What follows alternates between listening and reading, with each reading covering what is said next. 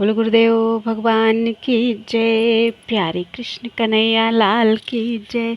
श्री भक्तमाल में आज चरित्र है श्री पृथ्वीराज जी। सवया गीत सलोक बेल दोहा गुण नवरस पिंगल काव्य प्रमाण विविध विधि गायो हरि जस। पर दुख विदुख सलाघ्य बचन रचना जो विचारे अर्थ विद निर्मोल सवे सारंग और धारे। रुक्मिणी लता बरनन अनुप बागीस बदन कल्याण सुओ नरदेव उभय भाषा निपुण पृथ्वीराज कविराज हुआ। श्री कल्याण सिंह जी के सुपुत्र श्री पृथ्वीराज जी संस्कृत और हिंदी दोनों भाषाओं में काव्य रचने में बड़े निपुण थे। आपके द्वारा रचित सवैया गीत श्लोक वेली दोहा आदि विविध छंदों में काव्योचित गुण साहित्य के 9 रस पाए जाते हैं। आपने छंद शास्त्र के सभी नियमों का पालन करते हुए अनेक प्रकार से हरि यश का वर्णन किया। आप दूसरों को दुखी देखकर उसे सुखी करने का उपाय करते थे। आपकी वचन रचना विद्वानों के द्वारा प्रशंसनीय है और आप काव्य के अर्थ रूपी धन को अमूल्य मानकर उसे अपने हृदय में उसी प्रकार धारण करते थे जैसे भ्रमर मकरंद को। बेली कृष्ण रुक्मिणी नाम का आपका काव्य अनुपम है। उसके पढ़ने से ऐसा लगता है कि आपके कंठ में सरस्वती जी का वास है। श्री पृथ्वीराज जी के विषय में विशेष विवरण इस प्रकार है। राजस्थान के कृष्ण भक्त रचनाकारों में बीकानेर राजवंश के राठौर पृथ्वीराज का अप्रतिम स्थान है। ये राव कल्याणमल के पुत्र और अकबर के दरबार के प्रसिद्ध 9 रत्नों में से एक थे। इनका जन्म विक्रम संवत 1606 की मार्गशीर्ष कृष्ण प्रतिपदा को हुआ था। ऐतिहासिक विवरणों से इनके द्वारा 3 विवाह करने का उल्लेख मिलता है। पहली पत्नी जैसलमेर के रावल हरराज की पुत्री लालांदे थी। लालांदे के निधन के बाद इन्होंने उनकी बहन चापांदे से विवाह किया। इनके वंशज पृथ्वीराजोत बीका कहलाते हैं। उच्च कोटि के कवि होने के साथ साथ ये श्री कृष्ण के अनन्य भक्त तथा प्रसिद्ध योद्धा भी थे। विक्रम संवत 1638 में काबुल में तथा विक्रम संवत 1653 में अहमदनगर के युद्धों में इनके द्वारा प्रदर्शित अद्भुत पराक्रम के कारण मुगल सम्राट द्वारा इन्हें गागरोनगढ़ का दुर्ग पुरस्कार स्वरूप में दिया गया। पृथ्वीराज के व्यक्तित्व की सर्वाधिक उल्लेख्य विशेषता यह है कि अकबर के कृपा पात्र तथा विश्वस्त सेनानायक होते हुए भी इन्होंने देश की स्वाधीनता के लिए संघर्षरत कर्तव्यनिष्ठ वीरों के कृत्यों की मुक्त कंठ से सराहना की। शौर्य और स्वाभिमान के अग्रदूत महाराणा प्रताप द्वारा अकबर से समझौता करने के लिए पत्र लिखने का समाचार पाकर मातृभूमि की स्वतंत्रता के हितैषी इस देशभक्त का हृदय तिलमिला उठा। इन्होंने महाराणा प्रताप को तत्काल कतिपय दोहे लिखकर भिजवाए। इन दोहों ने महाराणा प्रताप के सुप्त स्वाभिमान को जागृत कर जातीय गौरव तथा राष्ट्र के सम्मान की रक्षा की। दोहे इस प्रकार हैं। पातल जो पत साह बोले मुख हूता बयण मिहर पछम दिस माह उगे का समराओ उत। पहकू मूछा पाड़ के पटकू निज तन करद दीजे लिख दीवान इण 2 महली बात एक। अर्थात हे प्रताप, यदि तुम अपने मुंह से अकबर को बादशाह कह दोगे तो मैं समझूंगा कि सूर्य पश्चिम में उगने लगा है। हे एक लिंग के दीवान, 2 बातों में से एक बताओ कि मैं अपने मूँछों पर ताव दूं या आत्महत्या कर लूं। बहुमुखी प्रतिभा के धनी पृथ्वीराज महान भक्त और दार्शनिक और उच्च कोटि के कवि थे। समसामयिक भक्तों और कवियों ने इनकी प्रशस्ति में अनेक पद, दोहे और कवित्त लिखे हैं। कर्नल टॉड और तेसी तोरी जैसे विदेशी विद्वानों ने भी इनके अपूर्व शौर्य तथा भक्ति भावना की प्रशंसा की है। अपने समय के प्रसिद्ध चारण दुर्सा आढ़ा ने पृथ्वीराज रचित बेली को 5वां वेद बतलाया है। बेली कृष्ण रुक्मणारी के अतिरिक्त इनकी रचनाएं हैं गंगाजीरा दूहा और प्रकीर्णक गीत। किंतु बेली कृष्ण रुक्मिणी ही इनकी सर्वाधिक लोकप्रिय कृति है। इसको डिंगल साहित्य की अनुपम रचना कहना अतिशयोक्त नहीं होगी। मध्यकालीन भक्ति साहित्य में यह विशिष्ट स्थान रखती है। कुछ विद्वानों की मान्यता है कि ब्रजभाषा में जो माधुर्य और अलंकरण शक्ति है वह अन्य भाषाओं में नहीं दिखाई देती, परंतु पृथ्वीराज राठौर की बेली ने आलोचकों के इस भ्रम को तोड़ते हुए सिद्ध कर दिखाया है कि डिंगल भाषा में वीर रस के साथ श्रृंगार और भक्ति की श्रेष्ठ साहित्य सर्जना की अद्भुत शक्ति विद्यमान है। बेली 300 पद्यों में निर्मित वर्णन प्रधान श्रृंगार रसात्मक रचना है, जिसमें श्री कृष्ण द्वारा रुक्मिणी का हरण और दोनों के परिणय सूत्र में बंधने की घटना का प्रभावपूर्ण भाषा शैली में चित्रण हुआ है। इस भक्ति ग्रंथ में भाव पक्ष और कला पक्ष अपने चरम उत्कर्ष पर है। विषयानुकूल वर्णन, नाद, सौंदर्य, दृश्य, मूर्तिमंतता, शब्द चयन, अलंकारों की अद्भुत छटा आदि विशेषताएं बेली में सर्वत्र बिखरी पड़ी हैं। इस कृति की लोकप्रियता का अनुमान इसी से लगाया जा सकता है कि संस्कृत, पिंगल तथा डिंगल भाषा में बेली की असंख्य टीकाएं लिखी गई हैं। इन टीकाकारों में जैन धर्मावलंबियों की संख्या सबसे अधिक है। आकर्षक भाषा शैली, सरस वर्णन, अवसर एवं प्रसंगानुरूप शब्दों का सटीक प्रयोग, भावों की गहराई आदि विशेषताओं ने इस भक्ति रचना को अनुपम बना दिया है। भाव और भाषा के समायोजन के कारण वर्णित प्रसंग मूर्तिमंत हो उठे। उदाहरण के लिए रुक्मिणी की यौवनावस्था के रूप सौंदर्य का सब चित्र देखिए। दल फूल बिमल बण नयन कमल दल कोकिल कंठ सुहाय सर पाम पड़े पंख सवार नवे परिभ्रूहारे भ्रमिया भ्रमर आग लिपित मात रमंती आगणि काम विराम छिपायन काज लाजवंती अंग एहि लाज विधि लाज करंती आवई लाज। मुझको इसकी तर्ज नहीं आ रही है, सॉरी। भक्त कवि ने श्री कृष्ण और शिशुपाल की सेनाओं के मध्य हुए युद्ध का अत्यंत चित्रोपम वर्णन किया है। भाले रूपी सूर्य किरण युद्ध में संतप्त होकर चमचमाने लगे, बाण बंद हो गए, शरीर पर तलवारों की धारें चमक रही हैं, जिन्हें देखकर ऐसा लगता है मानो शिखर पर बिजलियां चमक रही हैं। समर क्षेत्र का एक शब्द चित्र द्रष्टव्य है। कल कलिया कुत किरण कलि ऊ कलि बरजित विसिख विवर्जित बाऊ धड़ धड़ धड़क धारु धारु जल सिहर सम बई सिलाऊ जिण दीध जन्म जग मुखि दजीहा कृष्ण जुपो खण भरण करई कहण तड़ऊ तिण तड़ऊ कीर्तन श्रम की धाविन के मसरई। जिन भगवान श्री कृष्ण ने जगत में जन्म दिया है, जिन्होंने मुख में जिह्वा दी है और जो कृष्ण लोक हितैषी एवं सबका पालन पोषण करने वाले हैं, उनकी कीर्ति का बिना परिश्रम के वर्णन किस प्रकार किया जा सकता है। धायो धावंताह गरुड़ ही माठो गिड़े ग्रह उग्राहण ग्राह वारण वसुदे राव उत। हे राजा वसुदेव के पुत्र, हाथी को ग्राह की पकड़ से मुक्त कराने के लिए दौड़ते समय आप गरुड़ को भी मंदगामी समझकर पैदल ही दौड़ पड़े थे, फिर मेरी मुक्ति के लिए देर क्यों लगा रहे हैं। बेली के अध्ययन से स्पष्ट होता है कि पृथ्वीराज राठौड़ उच्च कोटि के भक्त और काव्य मर्मज्ञ होने के साथ साथ ज्योतिष, शकुन, वैद्यक, संगीत, नृत्य, नाट्य, योग शास्त्र, पुराण, दर्शन, राजनीति, कर्मकांड, भाषा शास्त्र प्रभृति विषयों के भी जानकार थे। ठाकुर जीरा दोहा 240 दोहे की भक्ति रचना है, जिसमें श्री कृष्ण और भगवान श्री राम का गुणगान किया गया है। श्री पृथ्वीराज जी बहुत बड़े भगवत भक्त और महान कवि थे।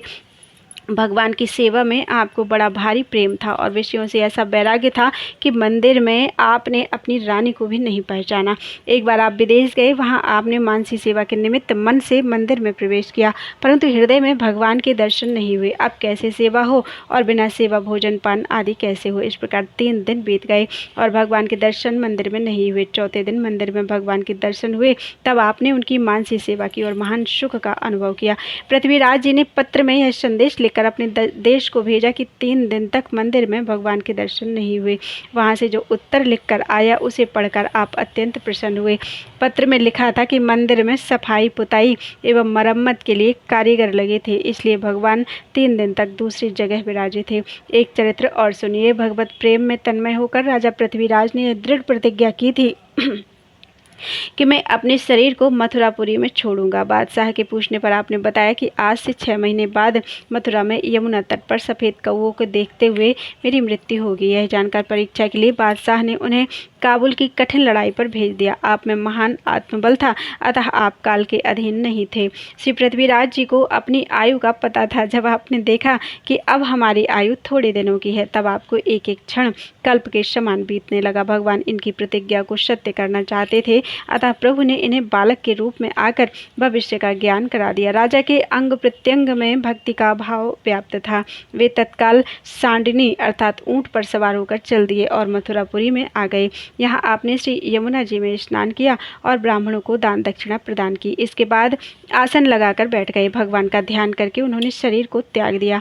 चारों ओर जय जय ध्वनि फैल गई। बादशाह ने जब यह समाचार सुना तो बहुत प्रभावित हुआ और सदा के लिए आपके सुयश रूपी चंद्रमा का चकोर की तरह अनुरागी बन गया। श्री प्रियादास जी ने श्री पृथ्वीराज जी के इन भक्तिमय चरित्रों का इस प्रकार वर्णन किया है। मार बार देश बीकानेर को नरेश बड़ो, पृथ्वीराज नाम भक्त राज कबीराज है। सेवा अनुराग और विषय बैराग ऐसो, रानी पहचानी नाही मानो देखी आज है। गयो हो विदेश तहाँ मानसी प्रवेश कियो, हियो नहीं छुए कैसे सरे मन काज है। बीते दिन 3 प्रभु मंदिर न दीठ परे, पाछे हरि देखी भयो सुख को समाज है।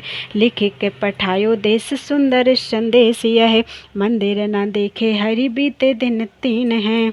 लिख आयो साच बाची अति ही प्रसन्न भय, लगे राज बैठे प्रभु बाहर प्रवीण हैं। सुनो एक और यूं प्रतिज्ञा करी ही ये धरे, मथुरा शरीर त्याग करें रसलीन है। पृथ्वीपति आन के मुहिम दई, काबुल की बल अधिकाई नहीं काल के अधीन है। जीवन अवधि रह निपट अलप दिन, कल्प समान बीते पल न बिहाते है। आगम जनाए दियो चाहे इन्हें साचो कियो, लियो भक्ति भाव जाके छायो गात गात है। चढ़ो चढ़ी साड़नी पे लई मधुपुरी आनी, करी के स्नान प्राण तजे सुनी बात है। जय जय धुन भई व्यापी गई चहु और अहो, भूपति चकोर जस चंद दिन रात है। बोलो वृंदावन बिहारी लाल की जय। अगला चरित्र है श्री शिवाजी। असुर अजीज अनीति अग्नि में हरिपुर की धो, सांगन सुत ने साध राय रन छोरे दीधो। धरा धाम धन काज मरन बीजाहू माड़े, कम धुज कुट के हुवो चौक चतुर्भुज नीचाड़े। बाढ़ेल बाढ़ की वी कटक, चांद नाम चाड़े सबल। द्वारिका देखी पालंटती, अचढ़ सीवे की धी अटल। एक बार अन्यायी म्लेच्छ अजीज खान ने द्वारिकापुरी में आग लगा दी। तब रण छोड़ श्री द्वारिकाधीश जी ने सांगन के पुत्र शिवा को पुकारा। धरती धन और धाम आदि के लिए सभी साधारण लोग लड़कर मर जाते हैं, परंतु इस वीर बाढ़ेल वंशी क्षत्रिय भक्त ने चतुर्भुज श्री द्वारिकानाथ जी के चौड़े चौक में यवनों की सेना को विध्वंस कर अपने तन मन और प्राणों को न्यौछावर कर दिया। इस प्रकार राठौर वंशीय इस भक्त ने अपने बाहुबल से अपने पूर्वज चांद के नाम को उजागर किया और नष्ट होती हुई द्वारिकापुरी की तथा वहाँ के निवासियों की रक्षा की एवं उसे सदा के लिए सुरक्षित कर दिया। श्री शिवाजी के विषय में विशेष विवरण इस प्रकार है। श्री शिवाजी भीलों के राजा थे, परंतु स्वयं भील नहीं थे। ये राठौर क्षत्रिय थे। मारवाड़ राठौर राज्य की स्थापना करने वाले राव सिंहा जी का तीसरा पुत्र अज था। उसने ओखा मंडल अर्थात शंखोद्धार द्वारिका के निकट एक प्रदेश पर अधिकार कर वहां अपना राज्य स्थापित किया।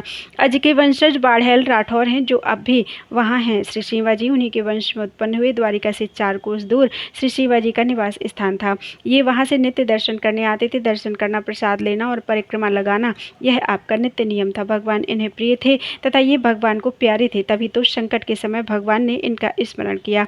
स्वाभाविक है कि संकट में प्रिय की याद आती है। जैसे अजामिल को संकट के समय अपने प्रिय पुत्र नारायण की याद आई, उसी को पुकारा। बादशाह के सेनापति अजीज खां का उद्देश्य था कि नगर को जलाकर मंदिर को तोड़ दें, हिंदू धर्म के केंद्र को नष्ट करके इस्लाम धर्म का केंद्र स्थापित कर दें, लोग भाग न सकें। इस विचार से उसने रात को चारों ओर से घेर कर आग लगाई। तब द्वारिकाधीश ने छत के ऊपर चढ़कर पुकारा, रक्षा कीजिए, यवनों ने पुरी में आग लगा दिया है, शिवाजी आकर मेरी रक्षा करो। शिवाजी के कान में ये शब्द पड़े तो इनकी मति भाव में डूब गई। सर्वसमर्थ भगवान सर्वदा भक्तों की रक्षा करने वाले मुझे पुकारते हैं, यह मुझ पर असीम वात्सल्य एवं दया है। अनेक पार्षद सेवा में उपस्थित हैं, उन्हें छोड़कर प्रभु मुझे आज्ञा दे रहे हैं, अपनी रक्षा करा रहे हैं। प्रेमक और शिवाजी ने भी अपनी छत पर चढ़कर नगाड़ा बजाया, जिसे सुनते ही इनके सैनिक घुड़सवार आ गए, उन्हें लेकर द्वारिका पहुंच गए। प्रभु कृपा एवं आज्ञा की शक्ति से लगभग 500 घुड़सवार वीरों ने कई हजार सशस्त्र यवन सैनिकों के टुकड़े टुकड़े कर दिए। चाहते तो आप जीवित रह सकते थे, पर शुभ अवसर देखकर प्राणों को न्यौछावर कर दिया। इसमें हेतु यह है कि श्री शिवाजी ने विचारा कि यदि मैं जीवित रहा तो लोग कहेंगे कि इन्होंने पुरी की रक्षा की, इन्हें श्री द्वारिकाधीश ने पुकारा, ऐसी बड़ाई मुझे बड़ा भारी दुख देने वाली हो जाएगी। इस प्रकार से वह मेरी भक्ति का उपहास होगा। अतः श्री द्वारिका धाम में भगवान की आज्ञा से भगवान के लिए आज यदि मैं शरीर न त्यागूं तो फिर ऐसा अवसर कभी हाथ आने का नहीं है। जैसे समर मरन पुन सुर सरि तीरा, राम काज छन भंग शरीरा, बड़े भाग अस पाई मीचू, ऐसा विचार कर आपने प्राण न्यौछावर कर दिए। यह भी प्रसिद्ध है कि कटे हुए आपके धड़ ने बचे खुचे यवन सैनिकों का संहार किया। श्री प्रियादास जी ने श्री शिवाजी की भक्ति, वीरता और बलिदान की इस गाथा का इस प्रकार वर्णन किया है। कावापति शिव सुत सांगन को प्यारो हरि, द्वारावती ईशियों पुकारे रक्षा कीजिए, सदा भगवान आप भक्त प्रतिपाल करें, करो प्रतिपाल मेरो सुनि मति भेजिए, तुरक अजीज नाम धाम को लगाई आगी, लई बाग घोरन की आए टूक कीजिए, दुष्ट सब मारे प्रभु कष्ट ते उबारे, निज प्राण बारे डारे यह नयो रस पीजिए। इस कथानक में श्री प्रियादास जी ने नए भक्ति रस का बोध कराकर उसके आस्वादन की सम्मति देते हैं। पुराना भक्ति रस यह है कि भक्त की आर्त पुकार सुनकर श्री भगवान शीघ्र प्रकट हो जाते हैं अथवा स्वधाम से आते हैं और भक्ति की रक्षा करते हैं। गजेंद्र, द्रौपदी आदि इसके असंख्य उदाहरण हैं। आज भगवान ने पुकारा, भक्त ने कष्ट से बचाया, यह नया रस है। भक्तों को बढ़ाई देने के लिए तथा भक्त मेरे समान हैं, यह प्रमाणित करने के लिए ही भगवान ने ऐसी लीला दिखाई। बोलो वृंदावन बिहारी लाल की जय। अगला चरित्र है श्रीमती रत्नावती जी। कथा कीर्तन प्रीति भीर भक्तन की भावे, महामहोत्सव मुदित नित्य नंद लाल लड़ावे, मुकुंद चरण चितवन भक्ति महिमा ध्वजधारी, मुकुंद चरण चितवन भक्ति महिमा ध्वजधारी, पति पर लोभ न कियो टेक अपनी नहीं टारी, भलपन सवै विषय वहीं आवेर सदन सुनखा जिती, पृथ्वीराज नृप कुल बधू भक्त भूप रत्नावती। जयपुर के निकट आमेर नगर में निवास करने वाली सुनखा जीत की पुत्री रत्नावती जी में सब प्रकार की भलाइयाँ विशेष रूप से विद्यमान थीं। आप महान भक्त राजा पृथ्वीराज के कुल की बधू थी तथा भक्तों में श्रेष्ठ थीं। भगवान की कथा सुनने में, कीर्तन करने में आपको बड़ा प्रेम था। भक्तों की भीड़ आपको अच्छी लगती थी। बड़े बड़े महोत्सवों को करके प्रसन्न होती थी। नित्य नंदलाल जी को लाड़ लड़ाती थीं। भगवान के श्री चरण कमलों में चिंतन ध्यान में मगन रहकर आपने भगवत भक्ति की पताका फहराई। भक्ति के आचरण में बाधा करने वाले पति पर लोभ ना करके उनसे अपने मन को हटा लिया और संत भगवंत की भक्ति रूप अपना प्रण नहीं छोड़ा। रानी रत्नावती जी के विषय में विशेष विवरण इस प्रकार है। रानी रत्नावती और भगवत भक्ता दासी का संवाद। रानी रत्नावती और भगवत भक्ता दासी का संवाद। आमेर के राजा मानसिंह जी के छोटे भाई थे माधव सिंह जी। उनकी रानी श्री रत्नावती जी थी। इनके समीप सेवा के लिए एक दासी रहती थी। वह भगवत भक्ता दासी कभी नवल किशोर, कभी नंद किशोर और कभी हा श्री वृंदावन चंद्र कहकर आंखों में पानी भर लेती थी। एक दिन रानी ने उस दासी से पूछा, तुम बार बार क्या कहती हो, किसका नाम लिया करती हो? उसे सुनकर मेरा हृदय भी उधर खिंचता है और मेरे मन में आता है कि मैं भी इसी प्रकार नामों का उच्चारण करूं। इस प्रश्न को सुनकर दासी विशेष विकल हो गई। उसके नेत्रों से आंसुओं की धारा बह चली। दासी की ऐसी दशा देखकर रानी की भी वही दशा हो गई। कुछ देर बाद स्वस्थ चित्त होकर दासी ने उत्तर दिया, महारानी जू, आप इस बात को मत पूछिए, दिन रात राज सुख भोगिए। मेरी इस दशा का कारण यह है कि मुझ पर एक प्रेमी संत की कृपा हो गई है, अतः प्रेम वियोग के सुख दुख को मेरा शरीर सहन कर रहा है। फिर रानी के विशेष आग्रह पर और उनकी उत्कंठा को देखकर दासी ने प्रेम मार्ग के रहस्य का वर्णन किया। उनके समर्थन में ब्रजधाम के रसिक शिरोमणि संतों के चरित्र और उनके उपदेश सुनाए। उसका रानी के हृदय पर ऐसा विलक्षण प्रभाव पड़ा कि उसने दासी को उसकी सेवा टहल से छुड़ा दिया और आदरपूर्वक उसे अपने से ऊंचे आसन पर बिठाया। उस दासी को अपना गुरु मान लिया। श्री प्रियादास जी ने रानी रत्नावती के इस भगवत प्रेम का अपने कवित्तों में इस प्रकार वर्णन किया है। मान सिंह राजा ताको छोटो भाई माधव सिंह, ताकि जानी तिया जाकी बात ले बखानिए। ढेग सुखा वासिनी सुश्वासिनी भरत नाम, रटती जटित प्रेम रानी उर आनिए। नवल किशोर कभू नंद के किशोर कभू, वृंदावन चंद कही आंखें भरी पानिए। सुनत बिकल भई सुनवे की चाह भई, रीति यह नई कछु प्रीति पहचानिए। बार बार कह कहा कह उर गह मेरो, बहे द्रग नीर हो शरीर शुद्धि गई है। ओम हरि। पूछो मत बात सुख करो दिन रात, यह सह निज गात रागी साधु कृपा भई है। अति उत्कंठा देखी कहो सो विशेष सब, रसिक नरेशनी की बानी कही दई है। टहल छुटाई और सिरहाने ले बिठाई, वाही गुरु बुद्धि आई यह जानो रीति नहीं है। बोलो वृंदावन बिहारी लाल की जय। दासी द्वारा रानी को भगवत प्रेम की रीति सिखाना। रानी श्री रत्नावती जी दासी के मुख से भगवान के सुंदर रूप और गुणों को सुनती रही। इससे भगवान के दर्शनों की अभिलाषा तीव्र हो उठी। फिर एक दिन रानी ने दासी से कहा, आप कुछ उपाय कीजिए, मनमोहन के दर्शन करा दीजिए। दासी ने कहा, भगवान के दर्शन पाना बहुत दूर अर्थात कठिन है। उनके दर्शन के लिए राजा लोग राज्य सुख को छोड़कर विरक्त होकर धूल में लौटते हैं, फिर भी छवि समुद्र भगवान के दर्शन नहीं पाते। वे तो केवल एकमात्र विशुद्ध प्रेम के वश में हैं और उसी से दर्शन देते हैं। अतः सच्चे प्रेम भाव से भगवान की सेवा करो, विविध प्रकार के रसीले मेवा मिष्ठान्नों का भोग लगाओ, तब वे अवश्य ही कृपा करेंगे। रानी रत्नावती जी ने दासी के उपदेश के अनुसार इंद्र नीलमणि की एक श्री मूर्ति बनवाई। भाव के अनुसार भगवान स्वयं अर्चा विग्रह के रूप में प्रकट हो गए, अतः उसमें अपार रूप माधुरी आ गई थी। रानी इस अर्चा विग्रह की सेवा में लग गईं। विविध प्रकार के भोग राग समर्पण कर भगवान को बड़ा प्यार करती। अष्टयाम भगवान की सेवा में उपस्थित रहती। भगवान को शयन कराकर रात में जब रानी शयन करती तो स्वप्न में भगवान सेवा को स्वीकार करते हुए दर्शन देकर उसे सुख देते। रानी पर गहरा प्रेम रंग चढ़ गया। नित्य ठाकुर जी का वस्त्र आभूषणों से सुंदर श्रृंगार करती। जिस शोभा सागर का और छोर नहीं है उसे टकटकी लगाकर निहारती रहती। रानी श्री रत्नावती जी के मन में भगवान के दर्शनों की तीव्र उत्कंठा थी, फिर भी दासी से नित्य पूछती रहती कि भगवान के दर्शन पाने का उपाय क्या है। यह सुनकर दासी ने कहा, आप महल के निकट ही एक संत निवास बनवाइए और नगर से बाहर सभी मार्गों पर पहरेदारों को बैठा दीजिए। उन्हें अच्छी प्रकार से समझा दीजिए कि जो कोई भी भगवान के प्यारे भक्त आते जाते मिल जाएं, उन्हें अपने साथ आदरपूर्वक यहाँ लिवा लाएं। फिर उनके श्री चरणों को धोकर उन्हें ठहराएं और अनेक प्रकार के मिष्ठान्न पकवान उनके सामने परोसकर उन्हें भोजन कराएं। उस समय आप खिड़की पर पड़े बांस की तीलियों से बने चिक के पर्दे के भीतर से उन भक्तों का दर्शन करें, तब वहाँ आपको श्याम सुंदर प्रत्यक्ष दिखाई देंगे। श्री प्रियादास जी ने रानी रत्नावती की भगवत दर्शन की इस तीव्र उत्कंठा का इस प्रकार वर्णन किया है। निसी दिन सुन्यो कर देखी वेखो अरवरे, देखे कैसे जात जल जात द्रगु भरे हैं।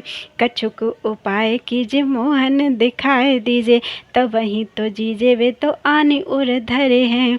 दर्शन दूर राज छोड़े लोटे धूर पहना, पावे छवि पूरे एक प्रेम बस करे हैं। करो हरि सेवा भरी भाव धरे मेवा, पकवान रस खान दे बखान मन धरे हैं।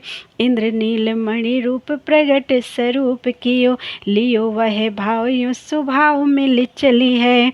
नाना विधि राग भोग लाड़ को प्रयोग जामे, जामिनी सुपन्न जोग भई रंग रली है। करत सिंगार छवि सागर न पारावार, रहत निहार वाही माधुरी सुपली है। कोटिक उपाय करें जोग जग पार करें, ए पे नहीं पावे यह दूर प्रेम गली है। देखे हुई चाहत तऊ कहती उपाय कहा, अहो चाह बात कहो कौन को सुनाइए। कही जो बनावो ढेग महल के ठौर, एक चौकी ले बैठावो चहूँ और समझाइए। आवे हरि प्यारे तिन्हें ल्यावो ले लेवाए, यहाँ रहित धुबाए पाए रुचि उपजाइए। नाना विधि पाक सामा आगे आनी धरे आप, डारे चिक देखो श्याम दृगन लखाइए। वृंदावन बिहारी लाल की जय। रानी का महल छोड़कर संत सेवा परायण होना। रानी श्री रत्नावती जी के महल के निकट संत निवास बन गया और वहां भगवान के प्यारे भक्तजन आने लगे। रानी उनकी सेवा करती और उनका दर्शन करती। इस प्रकार कुछ समय व्यतीत हुआ। एक दिन वे संतगण पधारे जिन्हें ब्रजभूमि प्रिय थी, जो ब्रज रस के रंग में रंगे थे। रानी ने दासी से कहा, मैं इन संतों के निकट जाकर इनका दर्शन एवं इनके श्री चरणों का स्पर्श करना चाहती हूँ। दासी ने कहा, आप रानी हैं अतः महल से बाहर नहीं जा सकती हैं। रानी ने कहा, रानी पने को मैंने त्याग दिया है, अब मैं संतों की दासी हूँ। इतना कहते कहते रानी उठकर चली ही थी कि दासी ने हाथ पकड़कर रोक लिया। रानी बोली, अब मुझसे नहीं रहा जाता है। आप विचार कर यह बताइए कि कुल की लज्जा से सत्संग न करके दुख सहना या उसे त्याग कर सत्संग सुख प्राप्त करना क्या उचित है? मैं तो लोक लज्जा और कुल की मर्यादा को बिल्कुल त्याग कर उसी का आहार अर्थात आस्वादन करूंगी। ऐसा कहकर दासी के रोकते रोकते रानी राजमहल से उतरकर वहां आ गई जहां सुखप्रद संत विराजमान थे। उसने उनके चरणों में लिपटकर प्रार्थना की, भगवान अपने हाथों से परोसकर साधु संतों को प्रसाद पवाने की बड़ी भारी अभिलाषा है। संतों ने अच्छी प्रकार से देख सुनकर यह जान लिया कि रानी भक्त भगवंत के प्रेम में डूबी हुई है। अतः उन्होंने कहा, जैसी तुम्हारे मन की अभिलाषा है वैसा करो, इससे कुछ भी हानि नहीं होगी। तदनुसार साधु संतों की अनुमति प्राप्त कर रानी रत्नावती सोने के थाल में विविध प्रकार के व्यंजनों को सजाकर बड़ी उमंग के साथ आईं। रानी ने बड़े प्रेम के साथ परोसकर संतों को भोजन कराया। भोजन कराकर रानी ने सबको चंदन लगाया और तांबूल खिलाया। पुनः भगवत चर्चा चलाई। संतों की श्रीमुख से भगवत वार्ता को सुना। भक्त भगवान की रूप माधुरी का दर्शन कर रानी के नेत्र सजल एवं सरस हो गए। उधर संपूर्ण आमेर नगर में शोर मच गया कि रानी पर्दे से बाहर निकलकर बैरागियों के बीच में आ गई हैं। लोग देखने के लिए उमड़ पड़े। राजा के मंत्री ने यह समाचार लिखकर एक दूत द्वारा राजा के पास दिल्ली भेज दिया। श्री प्रियदास जी ने रानी के संत प्रेम का अपने कवित्तों में इस प्रकार से वर्णन किया है। आवे हरि प्यारे साधु सेवा करी टारे दिन, केहूँ पाँव धारे जिन्हें ब्रज भूमि प्यारिये। जुगल किशोर गावे नैननी बहावे नीर, हो गई अधीर रूप द्रगनी निहारिये। पूछी वखवासिन सुजु रानी कौन अंग, पूछी वखवासिन सुजु रानी कौन अंग, जाके इतनी अटक संग भंग सुख भारिये। चली उठे हाथ गयो रहो नहीं जात, अहो सहो दुख लाज बड़ी तनक बिचारिये। देखियो मैं बिचारी हरि रूप रस सारता को, कीजिए आहार लाज काननी के टारिये। रोकत उतर आई जहाँ साधु सुखदाई, आनी लपटाई पाए बिनती ले धारिये। संत निज माए वे की निज कर अभिलाष, लाख लाख भातिन सो कैसे के उचारिये। आज्ञा जोई दीजे सोई कीजे सुख बाही में जो, प्रीति अवगाही कही करो लागी प्यारिये। प्रेम में न नेम हेम थार ले उमगी चली, चली द्रग धार सो परोसी के जवाए हैं। भीज गए साधु ने सागर अगाध देखी, नैननी निमेख तजी भय मन भाए हैं। चंदन लगाए आने बीरी खवाए, श्याम चर चलाए चख रूप सरसाए हैं। धूम परी गाँव झूमी आए सब देखी वे को, देखी नृप पास लिखी मानस पठाए हैं। राजा द्वारा रानी तथा पुत्र के संत प्रेम के प्रति रोष प्रकट करना। मंत्री के द्वारा लिखे गए पत्र को पढ़ते और दूत के मुख से सारा हाल सुनते ही राजा के शरीर में आग सी लग गई। संयोग बस इसी बीच श्री रानी श्री रत्नावती के सुपुत्र रसिक श्री प्रेम सिंह जी वहां आए। उनके मस्तक में तिलक और गले में तुलसी कंठी माला थी। उन्होंने राजा को प्रणाम किया। समीप के लोगों ने राजा को बताया कि राजकुमार श्री प्रेम सिंह जी प्रणाम कर रहे हैं। यह सुनकर राजा ने प्रेम सिंह जी से कहा, अरे बैरागिन के बेटा। यह सुनकर इनके मन में बड़ी पीड़ा हुई। श्री प्रेम सिंह को अपमानित कर क्रोध में भरा हुआ राजा भीतर चला गया। इधर श्री प्रेम सिंह के मन में दुख हो रहा था। समझ में नहीं आ रहा था कि राजा ने ऐसा क्यों कहा। पीछे उन्होंने लोगों से पूछा तो उन्होंने आमेर से आए पत्र का सब समाचार कह सुनाया। तब श्री प्रेम सिंह जी ने मन में विचारा कि अहो धन्य है बैरागी, बैरागी ही हमारी जाति है। अपनी माता जी का स्मरण कर प्रेम भक्ति के भावों को हृदय में लाकर ये तन मन से सुखी हो गए। अपने निवास स्थान पर आकर इन्होंने अपनी माता जी को पत्र लिखा कि यदि आपने अपने हृदय में भगवत भक्ति की धारण की है तो उसे छोड़ना मत, चाहे सिर की बाजी लगाना पड़े तब भी। आप अपने प्राणों का मोह छोड़कर भक्ति भाव की रक्षा करना। राजा ने भरी सभा में मुझे मौड़ी अर्थात बैरागिन का बेटा कहकर मेरा अपमान किया है। मैं चाहता हूँ कि अब मौड़ी अर्थात बैरागिन का बेटा ही रहूं। श्री प्रेम सिंह जी ने पत्र लिखकर तीव्रगामी दूतों के द्वारा माता जी के समीप भेज दिया। वे पत्र लेकर आमेर आए। रानी ने उसे पढ़ा और उसमें भक्ति युक्त लिखे प्रसंग को पढ़ते ही इन्होंने इत्र फुलेल से भीगे अपने सिर के बालों को मुड़वा दिया और मुंडी बैरागिन बन गई। इसके पहले ये संतों को प्रसाद पवाकर उनके साथ सत्संग वार्ता करके रात को राजमहलों में जाकर रहती थी, परंतु अब अपने श्री ठाकुर जी को संत निवास में ही ले आई और वहीं उनकी सेवा पूजा नृत्य गान करने लगी। राजा का अन्न धन लेना भी इन्होंने छोड़ दिया। इसके बाद अपने पुत्र प्रेम सिंह को पत्र लिख दिया कि मैं मूड मुड़वाकर सच्ची बैरागिन बन गई हूँ और दिन रात उन्हीं के बीच में रह रही हूँ। रानी रत्नावती का पत्र लेकर दूत लोग गए और उन्होंने पत्र प्रेम सिंह जी को दिया। इन्होंने उसे सिर से लगाया और पढ़कर प्रेमानंद में मगन हो गए। आज से भगवत दासों में हमारी गिनती हो गई। यह दूसरा जन्म मानकर मन में उल्लास हुआ। बहुत सी संपत्ति साधु ब्राह्मण और दीनों को बांटी, द्वार पर नौबत बजवाई तथा बधाइयाँ बंटवाई। किसी ने राजा से कहा, आज कुंवर प्रेम सिंह जी के यहाँ कोई उत्सव है।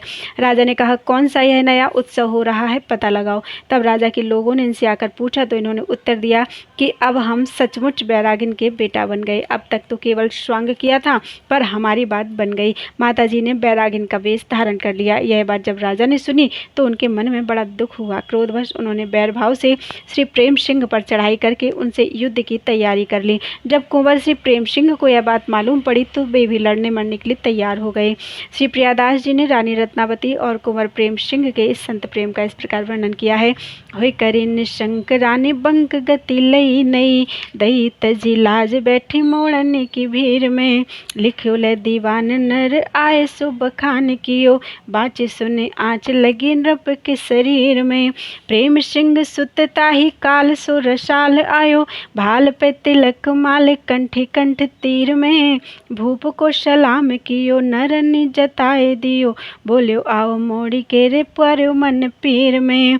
कपि भरी राज कोप भरी राजा गयो भीतर सो सोच नयो, पाछे पूछी लयो कहो नरनी बखानी के। तब तो बिचारी ओह मोड़ा ही हमारी जाति, भयो दुख गात भक्ति भाव उर आन के।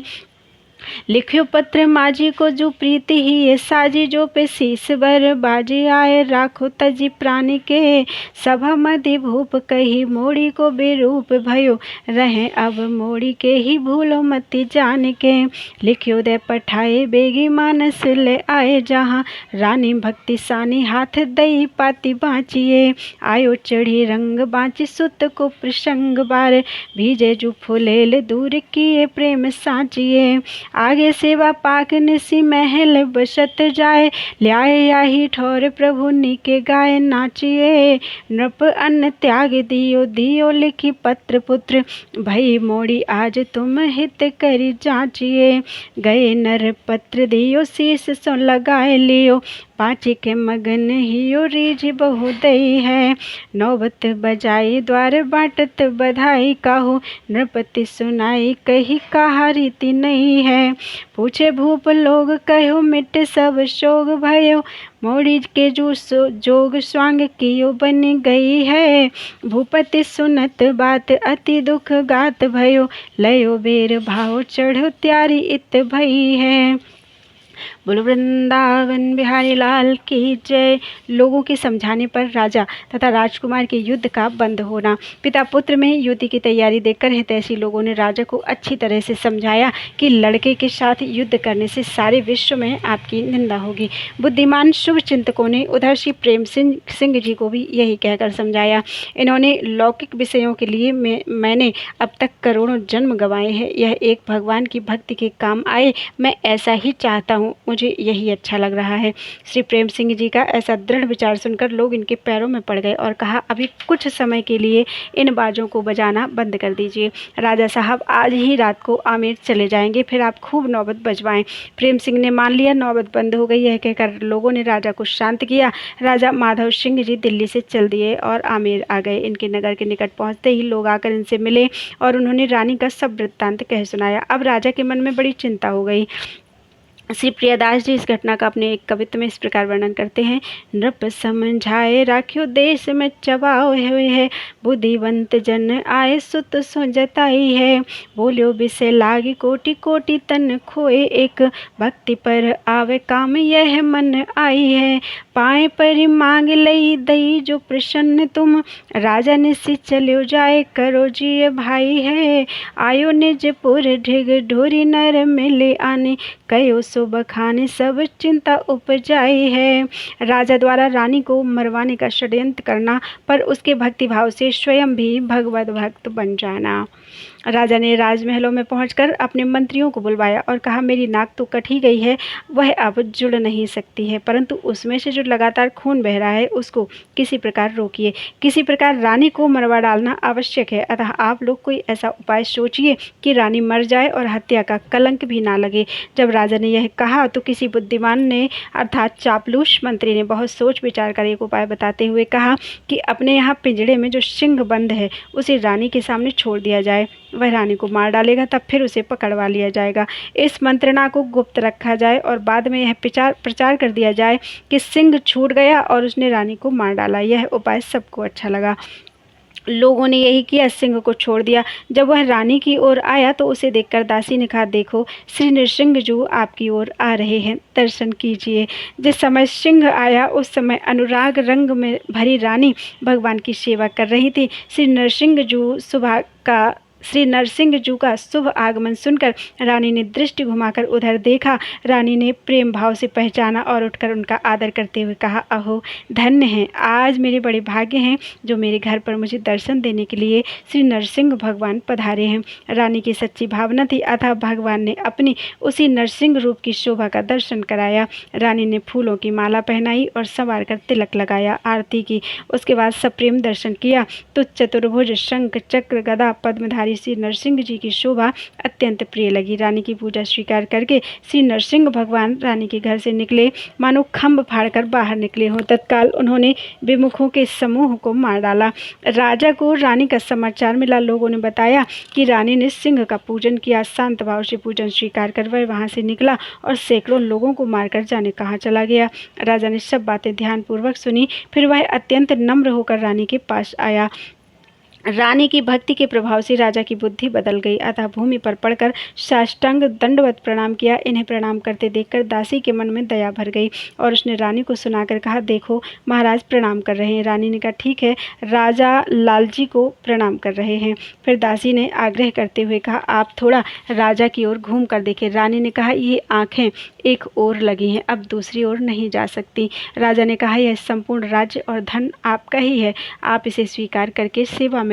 अब रानी को पति में या उनकी संपत्ति में लोभ नहीं रह गया था, अतः उसने कहा, राज्य सुख को आप भोगें, हमारी संपत्ति और सुख हमारे लालजी हैं, अब यही हमको प्रिय लगते हैं। श्री प्रियदास जी ने इस घटना का अपने कवित्व में इस प्रकार वर्णन किया है। भवन प्रवेश कियो मंत्री जो बुलाए लियो, दियो कही ना कटी नाक लोहु निर्बारिये, मारी वो कलंक हो न आवे यो सुनावे भूप, काहू बुद्धिवंत ने बिचारी ले उचारिये। नाहर जो पिंजरा में दीजे छाड़ी लीजे, मारी पाछे ते पकड़ी वह बात दावी डारिये। सवन सुहाई जाए करी मन भाई आयो, देखियो वखवासी कही सिंह जु निहारिये। करे हरि सेवा भरी रंग अनुराग दृग, सुनी यह बात ने कुनेन उन टारे हैं। भाव ही सो जाने उठे अति सन माने, अहो आज मेरे भाग्य श्री नरसिंह जु पधारे हैं। भावना सच्चाई वही शोभल दिखाई फूल, माल पहिराई रचिटी को लागे प्यारे हैं। भवन ते निकसी धाये मानो खम्भ फारी आए, विमुख समूह तत्काल मारे डारे हैं। भूप को खबर भई रानी जू की सुध लई, सुनिनी की भांति आप नम्र हो के आए हैं। भूमि पर सष्टांग करी हरिमति भई दया, आप आए बाके बचन सुनाए हैं। करत प्रणाम राजा बोले अजूलाल जी को, नेको फेरू देखो एक ओरे लगाए हैं। बोलो नृप राजा धन सब ही तिहारो धारो, पति पे न लोभ कही करो सुख भाए हैं। रानी की भक्ति के प्रभाव से राजा मानसिंह तथा भाई माधव सिंह का संकट से उद्धार। एक बार राजा मानसिंह जी और माधव सिंह जी दोनों भाई काबुल की लड़ाई में विजय प्राप्त करके लौटते समय अटक नदी में नाव पर चढ़कर यात्रा कर रहे थे। दैववश नाव डूबने लगी। बड़े भाई मानसिंह जी ने अपने छोटे भाई माधव सिंह जी से कहा, अब बचने का कौन सा उपाय किया जाए। माधव सिंह जी ने कहा, अपने घर में रानी भगवान की बड़ी भक्ता हैं, ऐसे समय में उन्हीं का स्मरण किया जाए। फिर दोनों भाइयों ने रानी श्री रत्नावती का ध्यान किया। उसका ऐसा अद्भुत प्रभाव हुआ कि नाव संकट से बचकर किनारे पर लग गई। इससे दोनों भाइयों के मन में बड़ी प्रसन्नता हुई। मानसिंह के मन में नई अभिलाषा उत्पन्न हुई कि भक्ता रानी का दर्शन प्रथम करना चाहिए। तदनुसार भाई समेत मानसिंह जी ने आकर रानी का एवं उनके श्री ठाकुर जी का दर्शन किया और विनती की। श्री प्रियादास जी इस घटना का अपने कवित्व में इस प्रकार वर्णन करते हैं। राजा मान सिंह माधव सिंह उभे भाई चढ़े, नाव पर कहूँ तहाँ बूढ़वे को भई है। बोलो बड़ो भ्राता अब कीजिए जतन कौन, भौनतिया भक्त कही छोटे सुधि दई है। नेको ध्यान कियो तब आन के किनारो लियो, हियो हुल सायो जेठ चाह नहीं लई है। करयो आए दर्शन बिन करी गयो भूप, अति ही अनूप कथा ही ये व्याप गई है। बोलो वृंदावन बिहारी लाल की जय।